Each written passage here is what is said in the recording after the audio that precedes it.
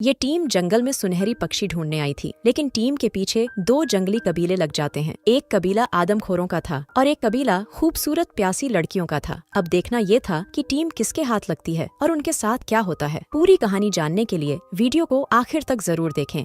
कहानी की शुरुआत एक भयानक जंगल से शुरू होती है। इस जंगल में ऐसे ऐसे जानवर पाए जाते थे जो किसी और जंगल में नहीं होते थे। आज जंगल में एक टीम आई थी और इस टीम को बिल्लू नाम का बंदा गाइड कर रहा था। ये पूरी टीम एक सुनहरी पक्षी को ढूंढने आई थी और वो सुनहरी पक्षी सिर्फ इसी जंगल में पाया जाता था। बिल्लू के साथ खड़े आदमी का नाम हार्वी है और उसका काम पूरी टीम को सुरक्षित रखना है। हार्वी के साथ ही प्रोफेसर मिलर खड़ा था और वो पूरी टीम का सरदार था। उसी ने जंगल में आने का फैसला किया था और उसी ने टीम बनाई थी। प्रोफेसर मिलर के सहायक का नाम ब्रेन था और वो मारिया को देखकर मुस्कुरा रहा था। ये दोनों भी मिलर की टीम का ही हिस्सा थे। जल्दी ही पूरी टीम ने एक अच्छी सी जगह देखकर अपने टेंट लगा लिए। बिल्लू के साथ कुछ मजदूर भी थे जो पूरी टीम का सामान संभाल रहे थे। टेंट लगाने के बाद मारिया बाथरूम जाती है, लेकिन बाथरूम में पहले से ही गोरिल्ला था। गोरिल्ला को देखकर सभी डर गए। हार्वी उसे मारने की कोशिश करता है, लेकिन उसका निशाना चूक जाता है और गोरिल्ला डर कर भाग जाता है। कुछ ही देर बाद मारिया ने नहाने की तैयारी कर दी। मिलर ब्रेन को बता रहा था कि हम लोग यहाँ सुनहरी पक्षी ढूंढने आए हैं और हमारा ध्यान उसी की तरफ होना चाहिए। मगर ब्रेन का ध्यान मिलर की बातों पर कम, मारिया पर ज्यादा था। वो मारिया को नहाते देखकर गर्म हो रहा था। मिलर को भी उस पर शक हो जाता है और उसे जल्दी ही पता चल जाता है कि ब्रेन क्या देख रहा है। उसने भी मारिया को नहाते हुए देख लिया था, लेकिन वो खुद पर काबू पाकर ब्रेन को एक दूरबीन देता है। इसके बाद वो ब्रेन से कहता है कि तुम जाकर सुनहरी पक्षी को ढूंढो और मैं तुम्हारे पास जल्दी ही आता हूँ। ब्रेन के जाते ही वो भी मारिया को देखने लगा और वो भी गर्म हो गया। उधर ब्रेन एक ऐसे पेड़ पर चढ़ गया था यहाँ से वो मारिया को देख सकता था। मारिया को देखकर हार्वी के डंडे ने भी सलामी दे दी थी। इसी बीच ब्रेन के पास गोरिल्ला आ जाता है। ब्रेन को लगा कि मिलर आ गया, लेकिन जब उसकी नजर गोरिल्ला पर पड़ी तो उसके होश उड़ गए। कुछ ही देर बाद रात हो जाती है और सभी खाना खाने लगते हैं। इन सभी को एक जंगली दूर से देख रहा था। इसी बीच हार्वी मारिया से पूछता है कि तुम यहाँ क्यों आई हो। हार्वी को बताया जाता है कि मारिया का पति भी जीव जंतुओं पर खोज करता था। वो अपनी खोज करने इसी जंगल में आया था और तभी से गायब है। उसके साथ मारिया का बेटा भी था और वो भी गायब था।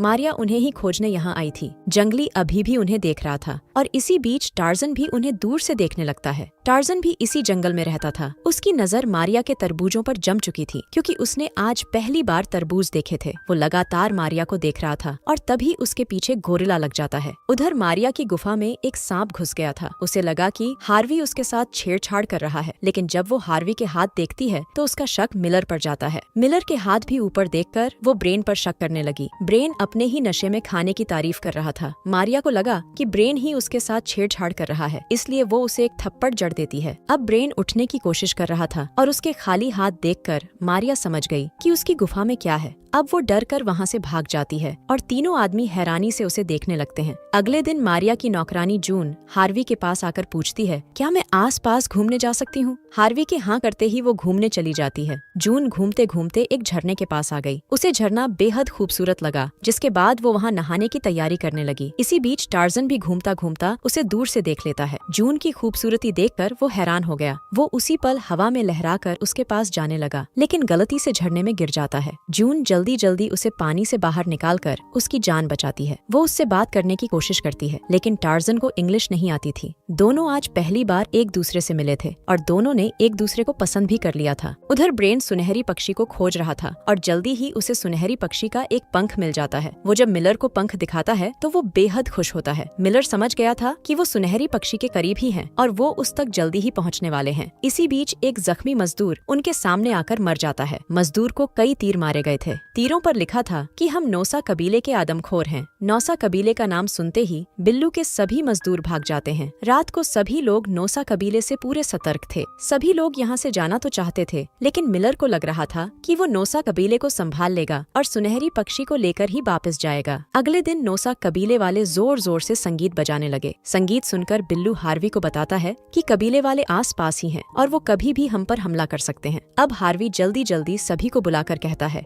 हम खतरे में हैं और मेरे पास एक योजना है। हम एक बड़ा सा गड्ढा बनाएंगे और उस पर पत्ते रख देंगे। जब कबीले वाले हम पर हमला करने आएंगे तो गड्ढे में गिर जाएंगे। हार्वी की बात सुनकर सभी लोग गड्ढा बनाने लगे। जोश जोश में वो इतना बड़ा गड्ढा बना देते हैं कि वो खुद ही उसके अंदर फंस जाते हैं। इसी बीच नोसा कबीला भी इन्हीं की तरफ बढ़ रहा था और जल्दी ही वो सभी को पकड़ लेते हैं। थोड़ी ही देर बाद सभी लोग नोसा कबीले में थे और सभी को बांध दिया गया था। कबीले वाले आग जलाने लगे ताकि वो कैदियों को पकाकर खा सकें। आग जलाने के बाद कबीले वाले अपने हथियार भी तेज करने लगे। इसी बीच मौका देखकर टार्जन जून को भगा कर ले जाता है। कबीले से कुछ ही दूर हमें एक लड़की नजर आती है जो नोसा कबीले को देख रही थी। इस लड़की का नाम सोफी था और गोरे गोरे कैदियों को देखकर उसने कई लड़कियों को बुला लिया था। अब नोसा कबीले वाले जैसे ही कैदियों को मारने लगते हैं तभी सोफी उन पर हमला कर देती है। सोफी की टीम के पास तेज धार हथियार थे जिससे डरकर पूरा नोसा कबीला भाग जाता है। अब सोफी के कहने पर सभी को आजाद कर दिया गया। वो सभी को बताती है कि तुम्हें हमारे कबीले में चलना होगा। हार्वी उससे पूछता है कि तुम हमारे साथ क्या करोगी। इस पर सोफी बताती है कि हम सभी लड़कियां तुमसे प्यार करेंगी और तुम्हारे बच्चों की माँ बनेंगी। सोफी की बात सुनकर तीनों आदमी बेहद खुश हो गए। कुछ ही देर बाद सभी लोग सोफी के कबीले की तरफ बढ़ रहे थे। रास्ते में सोफी मिलर को अपने कबीले के बारे में बताती है। सोफी के कबीले का नाम नारी कबीला था और इस कबीले में सिर्फ लड़कियां ही थीं। इस कबीले को श्राप था कि ये सिर्फ गोरे आदमियों से ही प्यार कर सकती हैं और उन्हीं के बच्चों को जन्म दे सकती हैं। श्राप के कारण इस कबीले में सिर्फ लड़कियों का ही जन्म होता था। कबीले का सरदार एक गोरा आदमी था लेकिन वो बूढ़ा हो चुका था और उसके डंडे में अब पहले जैसी बात नहीं रही थी। जल्दी ही सभी लोग नारी कबीले में पहुंच गए। सभी का जोरदार स्वागत होता है। स्वागत के बाद कबीले का सरदार भी मिलर की टीम से मिलने आता है